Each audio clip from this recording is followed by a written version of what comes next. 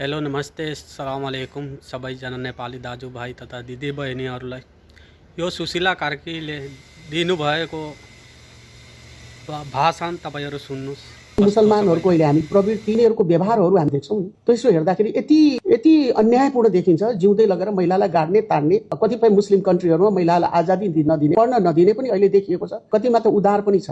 तर पहिलेको मुस्लिमहरूको तपाईँको पहिलेको अरेबियन कालकाहरू हेर्नुहुन्छ भने सुडानमा महिलाहरू डक्टर हुने, इजिप्टमा महिलाहरू डक्टर, महिलाहरू चाहिँ प्रपर्टीमा धन सम्पत्तिमा बलिया। अब हिन्दू धर्ममा पनि त्यही भन्छ। पहिले एकदमै आजादी थियो। पहिले महिलाहरू आर्यनहरू आएर उ गरे। त्यो आर्यनहरू आइसकेपछि चाहिँ आर्यनहरूको कल्चर चाहिँ एकदम उदार र राम्रो थियो। तर के भयो भने जब मुसलमानहरूले हमला गर्न थाले त्यसपछि उनीहरूले 7 वर्षको बच्चाको बिहा गर्ने, अरू कुराहरूलाई पनि उनीहरूले संकीर्ण बनाउँदै बनाउँदै लगे भन्ने त्यो छ। त्यसैले धर्मले पनि कहीँ पनि महिलालाई सताउ पीडा देऊ यो देऊ छैन। ईश्वरहरूको त लाइफमा कहीँ पढ्दाखेरि कहीँ त्यस्तो देखिँदैन। हालाकि हो सीताले द्रौपदीहरूले अन्याय छ, तर अन्यायको निराकरण पनि गरे सँगसँगै देखिन्छ। तपाईँहरू कमेन्ट गर्नुहोला। किनभने यो सुशीला कार्कीले दिनुभएको यो भाषणमा मुस्लिम समुदायलाई के भनेको छ भने मुस्लिम महिलालाई धेरैभन्दा धेरै अन्याय हुन्छ, उनीहरूलाई बाहिर निस्कन दिँदैन, उनीहरूलाई पढाइ गर्न दिँदैन। यो भनेको यो जुन कुरा भन्नुभएछ नि, उहाँले बोल्नुभएछ नि, यो कुरा केटीको माथि यानि आइमाईको महिलाको माथि मतलब उहाँले भाषण दिनुभएको छ। यो चाहिँ अफगानिस्तानको उहाँलाई थाहा छैन होला यो कहाँ हो। किनभने यो जुन बोली छ नि, बोल्ने तरिका छ नि, यो बोली भनेको इन्डियाको। उहाँले इन्डियाबाट सिक्नु भएको छ यो भाषण कसरी दिने, के गर्ने, कसरी बोल्ने नबोल्ने। उहाँलाई बोल्ने सबैभन्दा पहिला म भन्न चाहन्छु भने उहाँलाई ढङ्गै छैन। किनभने यो जुन उहाँले महिलाहरूको बारेमा भन्नुभएछ नि, यो अफगानिस्तानको जुन अफगानिस्तानको केटी भनौँ महिला भनौँ, अहिलेको हालमा 40,000 भन्दा बढी बाहिर पढाइ गर्दै हुनुहुन्छ उहाँहरू। बाहिर भनेपछि एसियाभित्र, युरोप कन्ट्रीमा भनेपछि 1,000 भन्दा माथि पढाइ गरेर बस्नुभएछ उहाँहरू। हाम्रो नेपालको कति छ?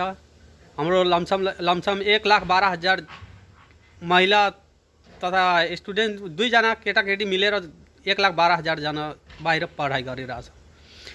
1,12,000 मध्ये 1,00,000 जना काम गरेर बसेछ। पढाइको भिसा लिएर उहाँ जानुभएछ बाहिर, तर 1,00,000 भन्दा बढी काम गरेर बसिनु भएछ। पढाइ पनि गर्नुभएछ, काम पनि। किनभने पैसा कमाउन जानुभएछ, उहाँ पढाइ गर्न जानुभएछ छैन। 12,000 कुनै इन्जिनियर, कुनै सबै किसिमको डाक्टर जे भन्दा पनि हुन्छ, उनीहरू 12,000 जति काम गरेर बस्नुभएछ।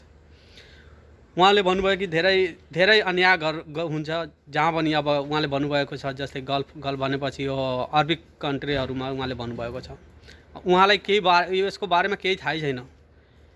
तपाईँ दुबई, कतर, बहरान, यता के भन्छ साउदी, जति छ नि मुस्लिम कन्ट्रीहरू, त्यो सबैमा तपाईँ गएर हेर्नुहोस्, कहीँ केही भएको छैन। यदि महिलामाथि अत्याचार भनेको के हो? दुर्व्यवहार, घरमा नराम्रो व्यवहार गर्ने, बाहिर आफ्नो उसको मन पसन्दिदा यानि बाहिर हिँड्न नदिने हो, त्यही हो नि। अब त्यो यता हेर्नुहोस्, यता के भन्छ त्यो अफगानिस्तानलाई छोडिदिनु। अफगानिस्तानको म पछि कुरा गर्न चाहन्छु। यहाँ बाहिर निस्किनुहोस् जति बजे, 24 घन्टामा उहाँ 24 घन्टा बाहिर गयो भने केही पनि फरक पर्दैन। किनभने यहाँको यस्तो सेक्युरिटी हुन्छ, यस्तो सीसी क्यामेरा हुन्छ कि उहाँले मतलब केही गर्नै सक्दैन कसैले। ल यहाँको अरबी मान्छे होस् या बाहिरको मान्छे काम गर्नेहरू होस्, केही गर्न उहाँहरूलाई केही छुन हेर्न पनि सक्दैन।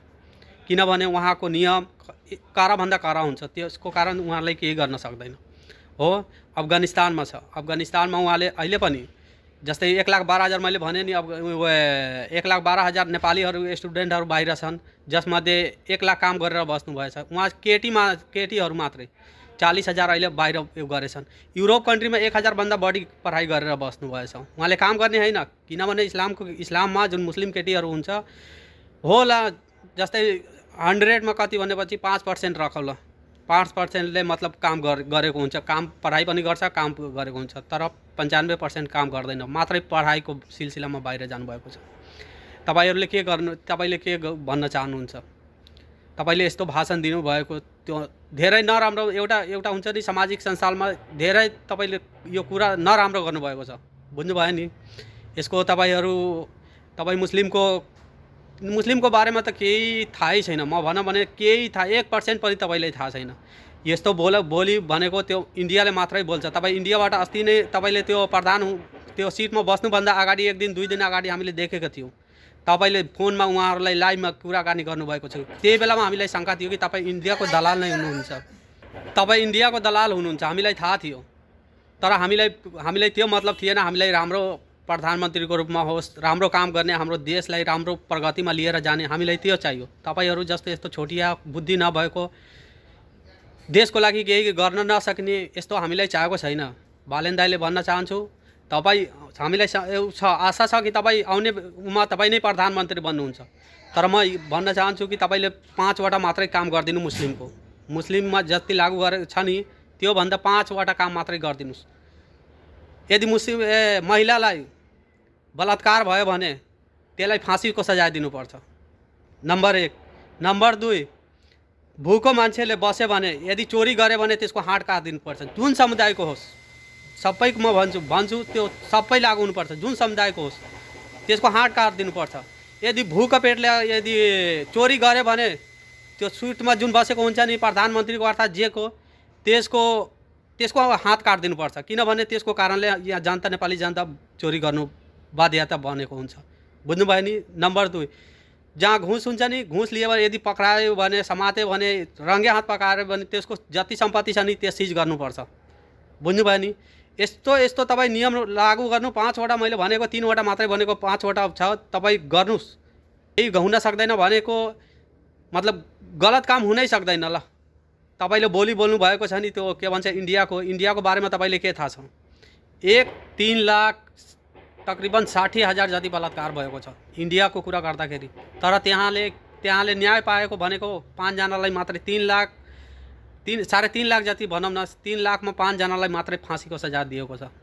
त्योभन्दा तपाईँले जान्न चाहनुहुन्छ? त्योभन्दा त्यो के भन्छ जस्तै हुन्छ नि नाबालिग 5 वर्षको, 7 वर्षको, 2 वर्षको, त्यो चाहिँ कति 1 लाखभन्दा बढी छन्। त्यस्तो बच्चालाई बलात्कार गर्ने त्यो मुस्लिम होइन, त्यो हिन्दू नै हो। त्यो पनि म भन्न चाहन्छु। त्यो घर के भन्छ नर्मल घरको होइन, घरमा हिँड्ने यस्तो के भन्छ त्यो जागिर भएको मान्छे हो, सरकारसँग मिलेर काम गरेको मान्छेहरू हो। त्यो बलात्कार गर्ने, त्यसको छोराछोरी बलात्कार गर्ने चाहिँ त्यो राजनीतिमा उत्रेको मान्छेको छोराछोरी हो त्यो। बुझ्नुभयो नि। तपाईँहरूले चाहिने भन्दा त्यस्तो कुरा नगर्नुहोस्। त्यसमा मैले भनेको त्यसमा 5 जनालाई मात्रै पाएको छ। 3.5 लाख मान्छेलाई बलात्कार हुनु तपाईँले के सम्झनु भएछ? यदि मुसलमानको त्यही सिस्टम राखिदियो भने त्यो केटीको तपाईँले भन्नुभयो नि त्यो महिलाको माथि धेरै अत्याचार हुन्छ। यदि त्यो सिस्टम मुस्लिमको राखिदियो भने एउटा पनि बलात्कार हुन सक्दैन। तपाईँले के थाहा छ? तर इन्डियाको छोडिदेऊ, इन्डियाको कुरा छोडिदेऊ। इन्डियामा के हुन्छ, कसो हुन्छ, त्यो कहाँ के हुन्छ तपाईँहरू छोडिदिनु। त्यसको कुरा नगर्नु। यस्तो किनभने यो हाम्रो विवादको कुरा हो यो। तपाईँले यस्तो इन्डियाको कुरा लिएर तपाईँहरू यस्तो इन्डियाको इसारामा नाच्ने, यस्तो गर्ने, उस्तो गर्ने, यो गर्न मिल्दैन हाम्रो नेपालमा। बुझ्नुभयो नि।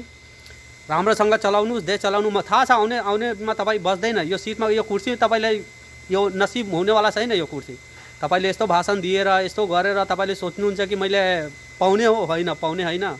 यो मात्रै यो 2-3 महिनाको लागि मात्रै हामीलाई थाहा छ कसरी सत्ता पलट्नुपर्छ, कसरी गर्नुपर्छ भने हामीलाई सम्पूर्ण नेपालीलाई थाहा छ। तर यस्तो भाषण दिएकोमा धेरै मुस्लिम समुदायलाई धेरै चित्त दुखेको छ।